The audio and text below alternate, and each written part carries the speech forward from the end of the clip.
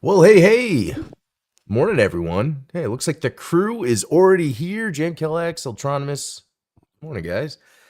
Welcome to the Blue Gamer Bluecast Morning Show. I'm your host, Adam Blue, 30 plus year video game enthusiast, industry analyst. And today, for May 13th, 2026, I went through the latest gaming news, what I've been playing, etc., etc. Today's my sister's birthday. Unfortunately, I haven't talked to her in a while. Hopefully, I talk to her soon. Just putting that out there. Um, what else is going on?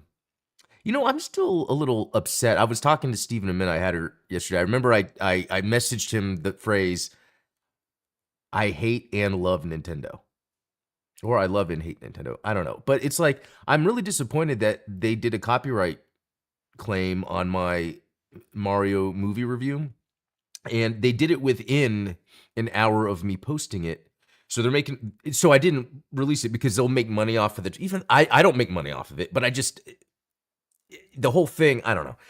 So it's been a week and a half since I've appealed it, and it's like 30 days. So I just think it's wrong, like how I make a video about something and I'm not doing any copyright infringement, and Nintendo can kind of grab you by the balls, if you're just a content creator that's not making money off of this stuff. And the fact that then I have to wait 30 days, even though they did it within an hour, I have to wait 30 days. I don't know. That stuff it's not a big deal on one hand, but on the other hand, it's like, man, it's just so interesting because if you look at even litigation, Nintendo, by a large margin, and I did a stat on this of how often they litigate users. Way more than PlayStation, way more than Xbox. In fact, like a lot of times, especially Microsoft and Xbox, they let people make stuff like that Halo shooter, that demake shooter or whatever, something that came out recently. There's always things. Anyway, that's just another reason why I'm more of a Microsoft fan at the end of the day, even though they are the big corporate. It's just in Microsoft's instance, they can run Xbox classically, even though obviously it causes issues because you can't really do that. But then they're like, oh, well, we're losing money. Let's just keep going. Remember that. Microsoft's always losing money on the Xbox stuff, but they keep pushing. So I got to commend them for that.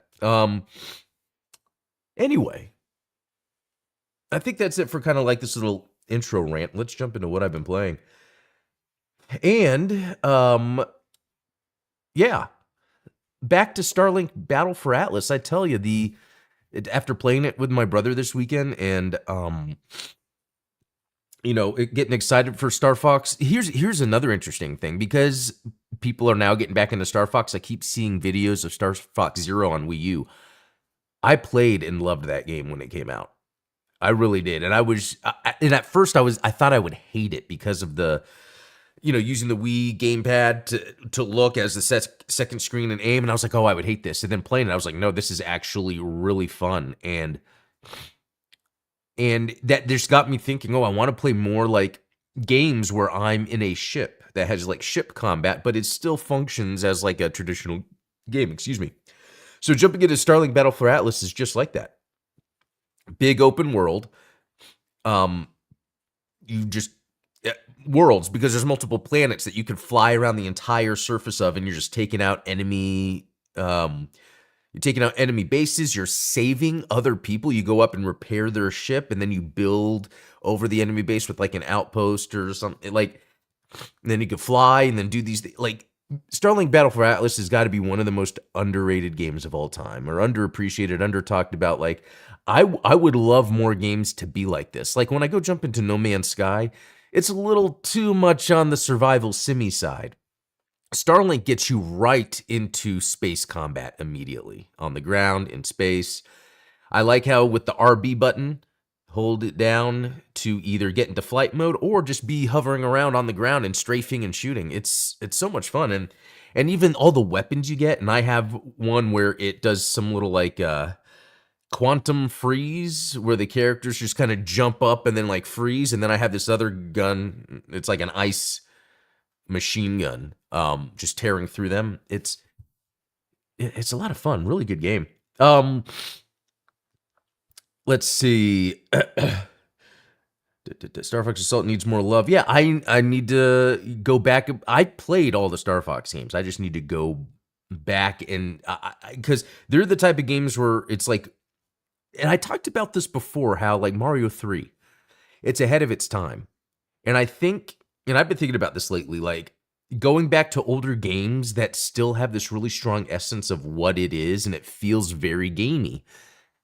Because you get stuck in these newer games a lot where, and Mixtape is a good example of that, where sometimes you're playing a game and you're really not doing too much. And it's like, well, I can tell, or I get it. Modern graphics, modern sound, modern tech, you can make things look all awesome and cinematic, but that core essence of gameplay is not there. And so you go to these older games like Mario 3, like the Star Fox games, it's like, man, this is some tight gameplay that you don't see a lot. You'll see these modern games that come out and they look great, but sometimes the gameplay is off. So that's definitely true. So that's, I think we talked about this, right? Because I have played, 11 hours on Switch, 16 hours on Xbox. 11 because I was doing the Star Fox stuff, but I would love to go back and do that again. It's just that the graphics on the Switch it's kind of an eyesore. Xbox is better, and even sometimes it jumps to 60 FPS, but not often. I wish this got a remaster or something. And I have it on PC, showing that I played, 25 minutes, but I don't remember if there was a reason I didn't stick with it. Maybe the graphics weren't that much different. So, anyway, Starlink, great game. If you guys haven't played it, classic, good game.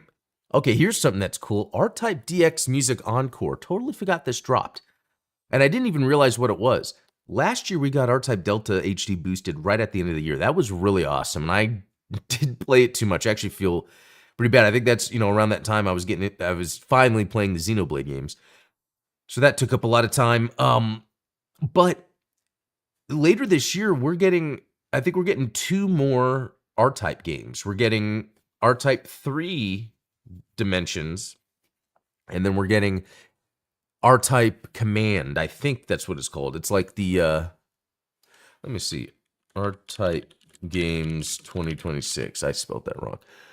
Yeah, R-Type Dimensions 3 and R-Type Tactics 1 and 2. That's crazy.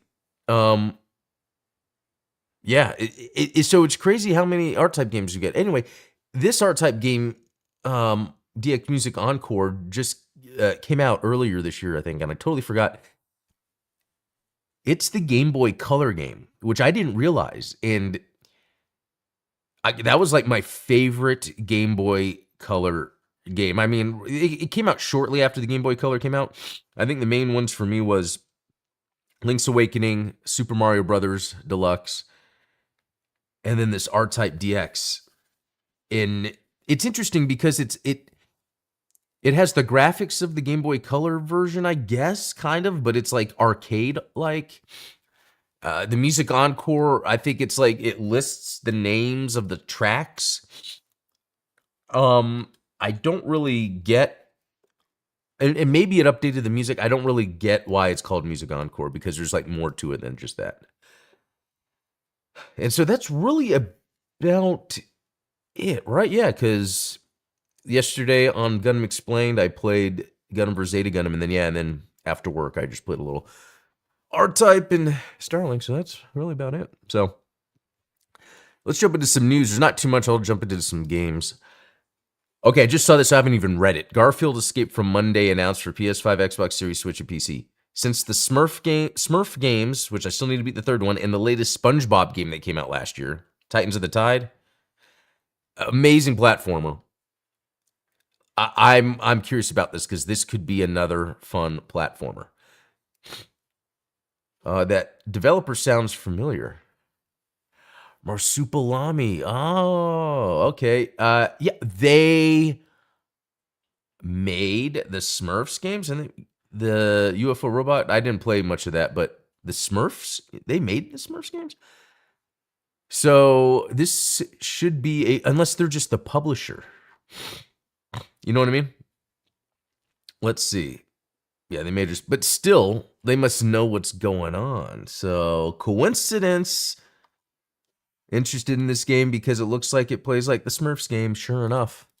Same publisher. Okay, yeah, here's the developer. The developer made the Smurfs game. So, this should be good. That is crazy.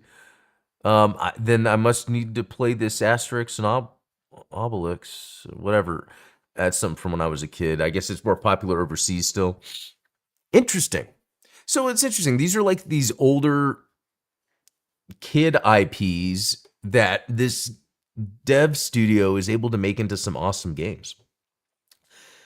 So really cool. I'm gonna have to add this to my wish list. September. That's cool. All right. Well, that was neat. We all just discovered this together. Okay, this one looked pretty cool. Console Archives Master of Monsters, Disciple of Gaia will launch. I don't think I've ever heard of this. Let's look it up. Okay. Okay, now I have probably seen the screenshots or the screens of this. They look very familiar. But it looks like something I wouldn't have played, which is why I never played it. But I would be down to try this out.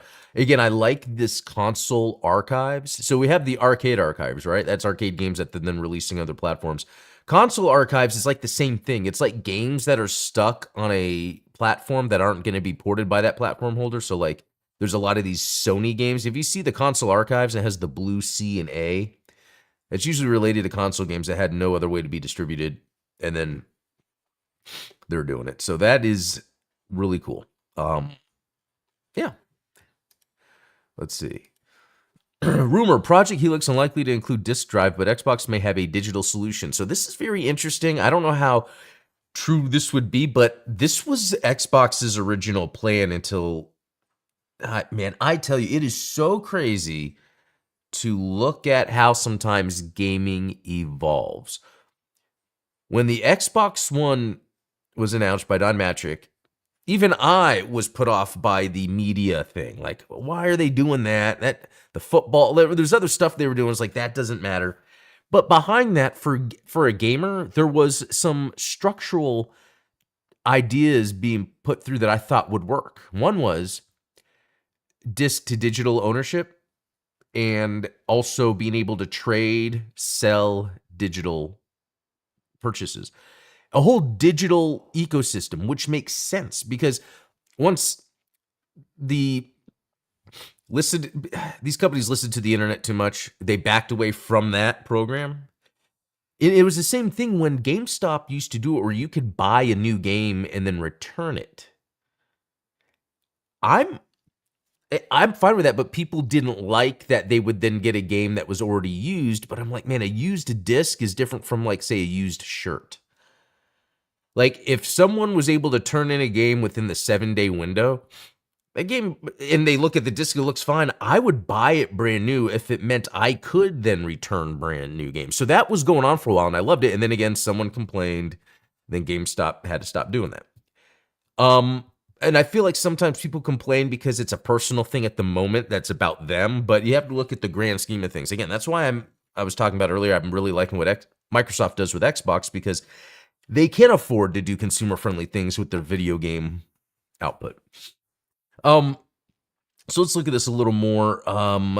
So this is from Jez Corden, which, man, take it for a grain of salt. Like, it's just a dude that happens to be up there with Xbox stuff. He gets inside information, but a lot of times his takes aren't something you should really, like I said, take it with a grain of salt.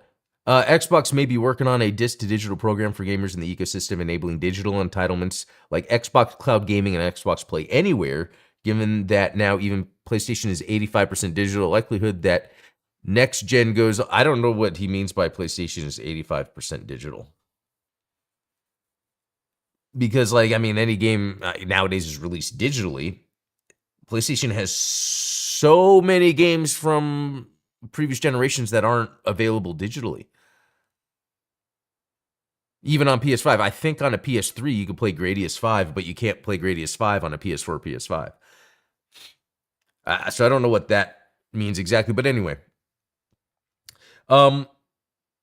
Yeah. So yeah, I'm interested to see what Microsoft does with this. And the other thing too that came up about Project Helix, is it a console? Is it a PC? When I don't really care, but at the end of the day, if you can't install your own OS and still play the games, it's a console. I mean, that's a good thing about my PC is I'm going into the bootloader, I'm going the BIOS, I'm changing things around, which maybe you could do that to a degree with this Project Helix console, but unless it's an actual PC where I can like reformat the hard drive and then put my own that the OS is on and then boot into my own instance, whatever. Yeah, if you can't do that, it's just a console. I think that's the easiest way to delineate between PC and console. I think that's it. Let me go to chat real quick. Hopefully this Garfield game breaks the trend of Garfield shovelware. I bet it will. And I'll be there to make that statement if it's true. Okay, I'm just saying if it weren't for disc, I wouldn't be able to play Evolve on PS4 or Marvel Ultimate Alliance Gold Edition on 360. Exactly. And so that thing you brought up, Marvel Ultimate Alliance Gold Edition on 360, I bet you there are people working on that waiting for some sort of licensing crap to, golly, because you're right, so many. Another one, I think it is digital now, though. Fist of the North Star on 360. Oh, there's a squirrel out the window on the fence looking at me. Hey, squirrel. But, man, that's funny. That's like ADD right there. Yeah, what's he doing? He's grabbing a twig. Okay. Fist of the North Star 360. Love that game. What's another game? Oh, yeah, there's games I've been importing from Japan. Like the Super Robot Wars versus style game I got on PS3. I think I talked about it here. Really awesome. Bunch of old Gundam games. Yeah, like I really feel like they need to. Yeah, it will happen. I have a lot of confidence that a lot of these games that are physical only that we really want to go back and play will be digital soon. Okay, I just didn't like the always online requirements and the Kinect 2 camera. Yeah, so that is about the Xbox One. That is key. They made too many changes that were anti-consumer, or the way they positioned it was anti-gamer. And what you're saying exactly, like making the Kinect such a big deal where it took some of the processing power, always online, all these little things worked against them. Okay. What are we going to do with this time? You know what I really want to do? Because I didn't have time yesterday. And I think I changed my mind. I was going to play R-Type DX Encore for you guys, but I think that would be a little more boring. And also, I miss playing Xanadu next, and I'm at a new part I want to show you guys, just to kind of continue the trend of how awesome Xanadu next is. Again, it's an older game, not super old, but it still retains some of that classic gameplay I was talking about. Okay, so hopefully, it was funny yesterday on the Gundam Explained show, it wouldn't full screen my emulator. It looks like, well, it would, it's just it froze on the screen, and here it seems fine. So, let's do this. So, I beat the boss, which I think I did that live, and then I got into, let me look at everything. Interesting. Yeah, I beat the boss, I got into, oh yeah, I got this new thing that allows me to, hold on. Did I move this here? I got this new thing, this ring, and it allows me to like push heavy objects, so there hasn't really been a puzzle for it yet, but I'm assuming there will be soon. Wait, what? Yeah. Oh, it's a different button. Okay. So basically that area actually let me go up here because I think I get a chest. That area that I beat the boss, went into this little tower. I got pretty far, but then, I gotta check something. I started coming across Yeah, F. I gotta go. Oh, you will. I meant to buy some more keys. Because in this castle, tower, whatever you want to call it, I kept coming across doors that required keys, and I had keys, but not enough. And you just either find keys or buy keys, which I don't mind. I mean, it's a cool little thing. And then, yeah, other things like, what's this? When unleashes. Oh, that's cool. A temporary vortex between the ruins and the village. This sounds like a teleportation thing, but 500 is quite a bit. And even the keys are going up in price. They used to be 20. Interesting that, like, 3 might not even be enough. Okay, but let's just see. Let's get back in there. Yeah, because I got to a point in this dungeon where I couldn't go any further because I didn't have any keys. Wait, is it? That's nice.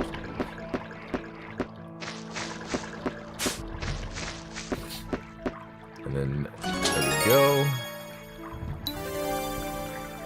It's just easy way to get money back. I mean, like, if I had to go buy a key, I could run around.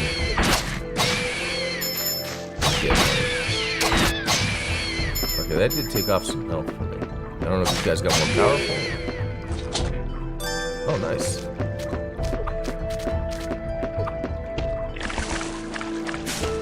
So I have the potion over on the right. Oh, wait, does it say I have 8 keys? Hold up.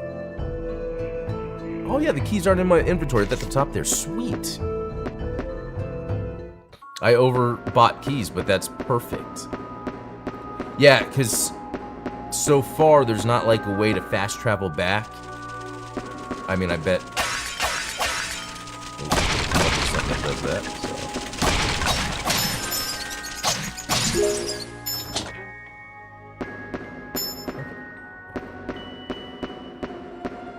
So over to the right, there's corridors that lead to water, and when I go underwater, I can see my breath going down. I haven't fully explored that yet because I don't know if I should be there or not. Like, I'll drown. I feel like yeah, like right here. Yeah, that's... I'm afraid to go too far. I do think I'm slightly traumatized, but slightly. From Sonic. Oh, what was that level called? I can't believe I'm forgetting it now. You know, the water level in the first Sonic game, and you could drown. I'm not gonna get that. Oh man, that would torment me when I would drown. Okay, so I am not too sure where I should go here. I love that these are red skeletons that actually come back. That's very Castlevania.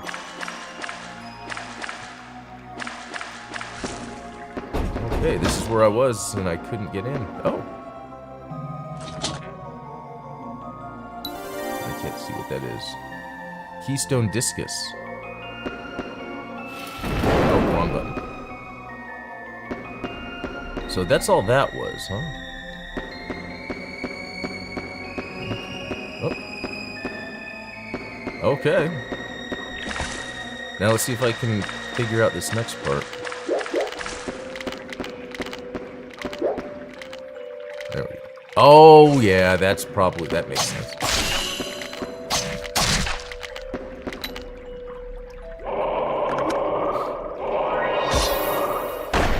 Nice. I think I can kill this guy with fire. Alright, cool. New spot.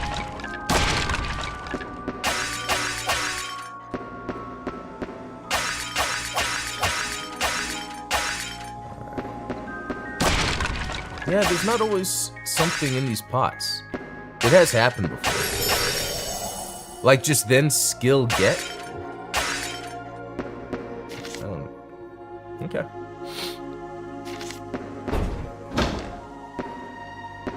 Ooh. What is this? Sluice Gate once. Oh! Does this take me back to the village? That would be insane. Because I don't know if you remember, there's like this freight, although that says gate. There was like this freight elevator.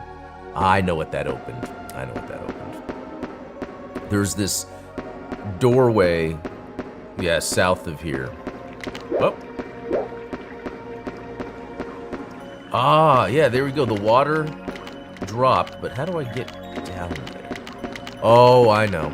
I have to go back to where the water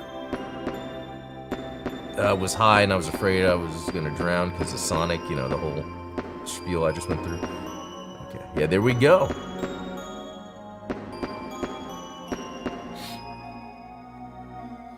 I love the way the water and the reflections look, considering the time the game was made. But okay, so I could go in here because there is that chest. Yeah,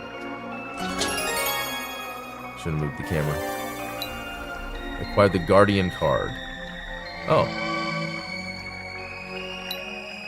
About the Guardian Durandal, this Guardian increases the accrual of weapon skills due to the speed at which weapon physics increase, it becomes easier to acquire. Oh, I like... Actually, that makes more sense for me to have equipped until I get to a boss or something. But I can't do that here. I have to do it back at the village.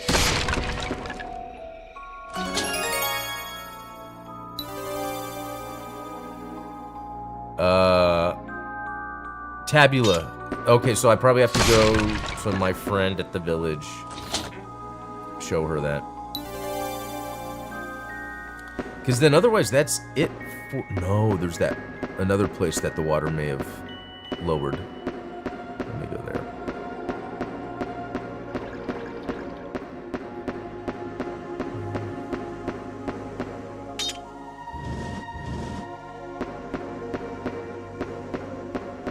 Yes. All right. Oh, another one. And that was the Pisces. Oh. Moonstone. About the key out of Moonstone. When using the Moonstone, you'll be returned to town in a flash. There's no limit to the times you may use it. That's game-changing right there. Okay, I might do that soon, because I want to go back, change my card. But let me see what else is going on here before I... Oh, although I don't want to trigger a boss battle.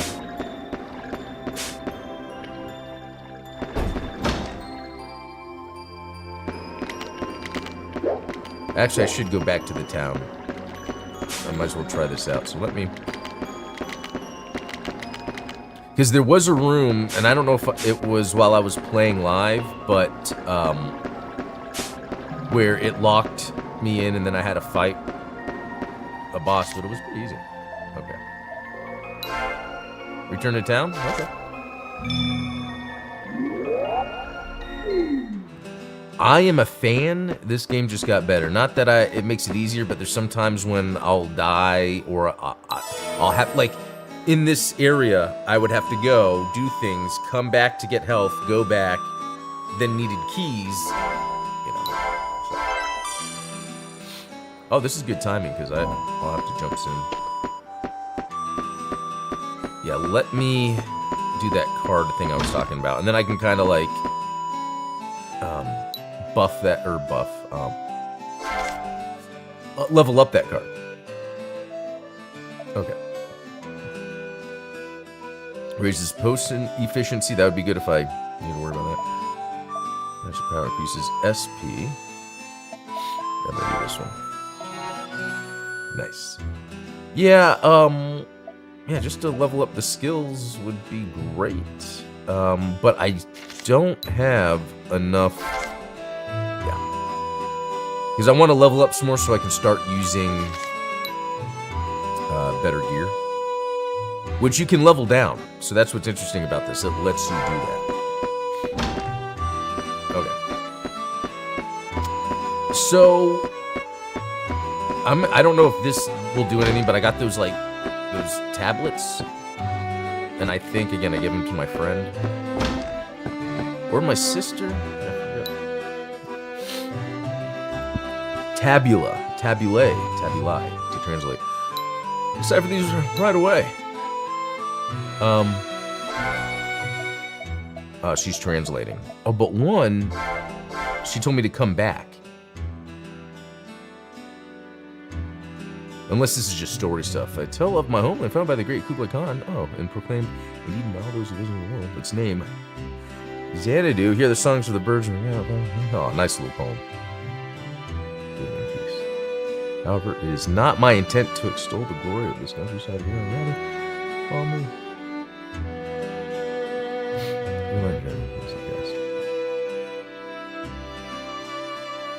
Chronicle that twice in our past. I almost feel like I read this. Translations and resellers fitting Xanadu. That's really skilled portion. I kind of like a lot of times. It's interesting how on my own in my life I have come across the idea of like, but on my own I've heard it, but solidifying as an idea, ancient advanced civilizations. That idea has popped in my head.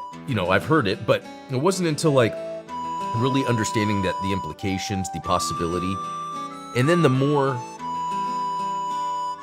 Japanese games I play, especially RPGs, the more I realize that's kind of like the story. Let's see, is there anything I need to do here? Maybe just rest?